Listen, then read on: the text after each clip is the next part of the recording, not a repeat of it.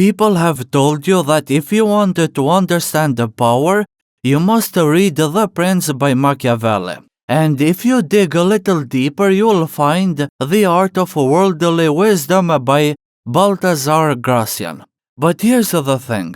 Machiavelli didn't write The Prince as a masterclass from the top of the mountain. He wrote it as a desperate job application. He sent it to the Medici family, hoping to claw his way back into their good graces, and they didn't even bother to read it. You know, the man who defined modern politics died in exile, penniless and powerless. On the other hand, Gracian was a Jesuit priest writing a manual on how not to get crushed. In other words, these people were observers of power. But today I want to talk about a man who didn't just write about power. He was power. He grew up in the outskirts of Rome in an average family. Then he starts working for the church as a diplomat. He moves to France, becomes their shadow king, destroys the biggest empire of the time, consolidates absolute authority, and dies in a royal fortress. We are talking about Giulio Mazarin. His father was a mid-level manager for the Colonna family. Think of them as the billionaires of the 17th century Rome. Now, when you're born poor, you don't really know what you're missing. You simply fight to survive the month.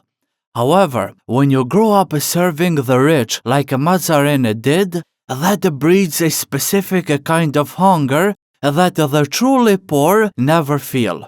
That venomous hunger taught him that he didn't have the bloodline to be a lion. So he had to become a chameleon. And there was only one stage where this skill mattered more than his name: the church. He realized early on that the church wasn't a temple for God. It was a corporate ladder for people who were smart enough to climb it. And that brings us to 1630, the siege of 𝐑𝐞𝐨𝐬. Here is the situation on the ground. You have the French army on one side and the Spanish on the other. The cannons are primed, thousands of muskets are leveled, and we are seconds away from a massacre that will wreck the continent. And then a single man rides his horse straight into the crossfire. He has no armor, he's just waving his hat and a white scarf, screaming, "Pace, pace, pace." He approaches the generals and tells them that he has signed a treaty in his pocket. They are so stunned by this reckless Italian that they actually hold their fire. Now, in reality, he didn't have a signed treaty. He only had a rough draft and a verbal agreement. But the bluff worked because it bought him time to negotiate the real peace. This illustrates one of his core principles. If you don't have authority or power, you project it until everyone else believes it. Now, one man was watching this stunt and was very impressed. Cardinal Richelieu.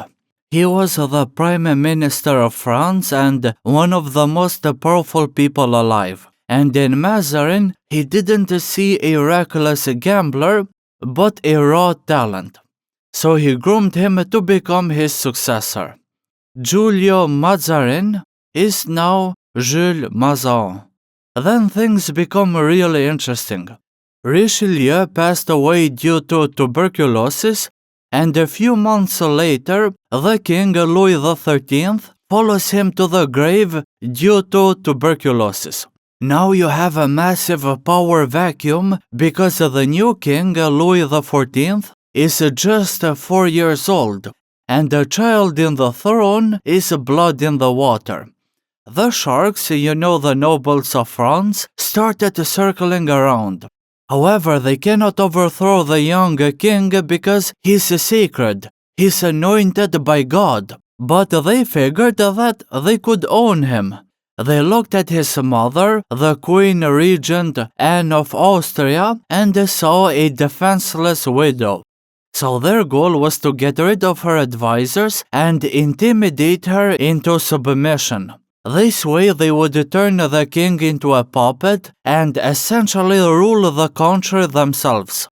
But the queen has an ace hidden up her sleeve, Mazarin. She picks him as the prime minister. And we have to pause here to appreciate just how weird the situation has gotten. Keep in mind that France is currently fighting a brutal war against Spain. And who is the queen regent? A Spanish princess. And who does she pick to be her right hand? An Italian. So the two most powerful people in the French monarchy aren't French.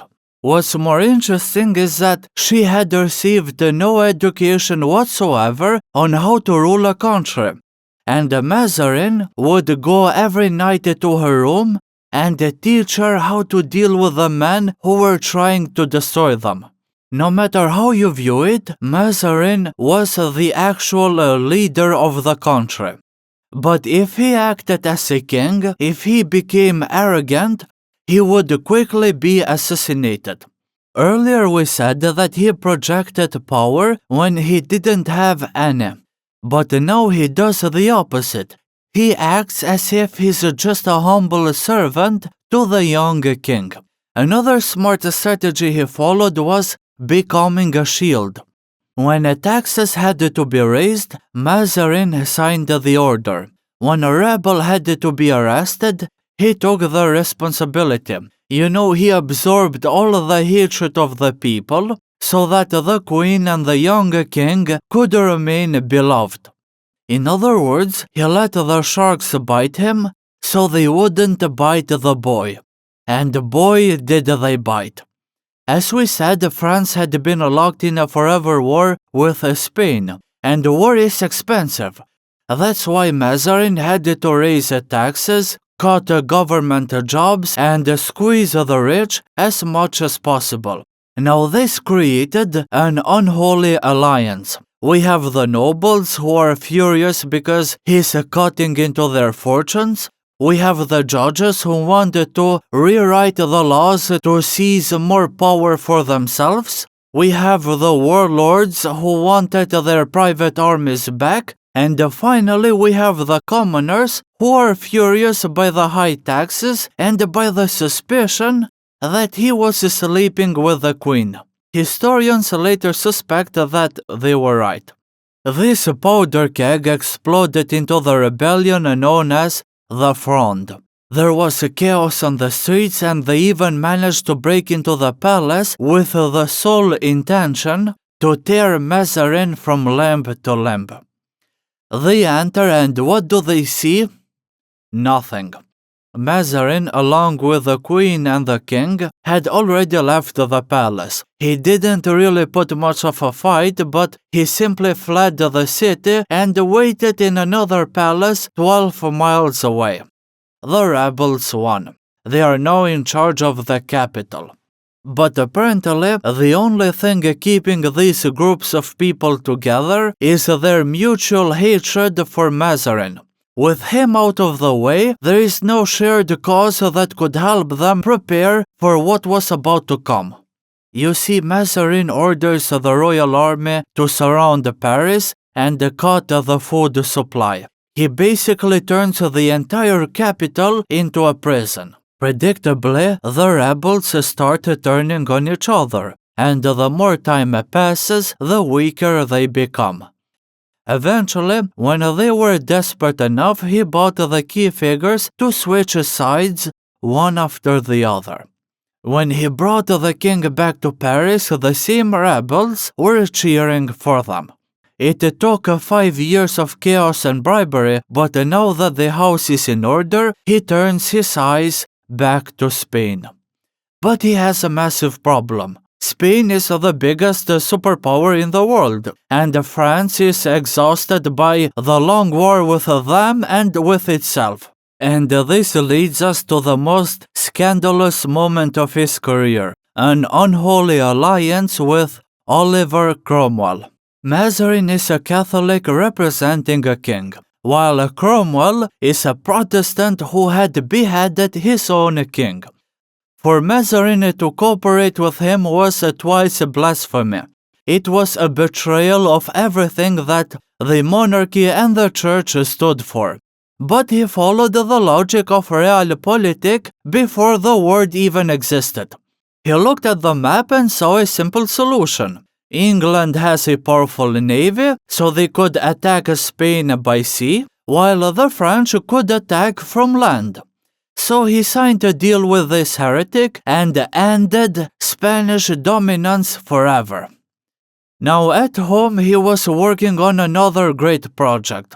He was building a king.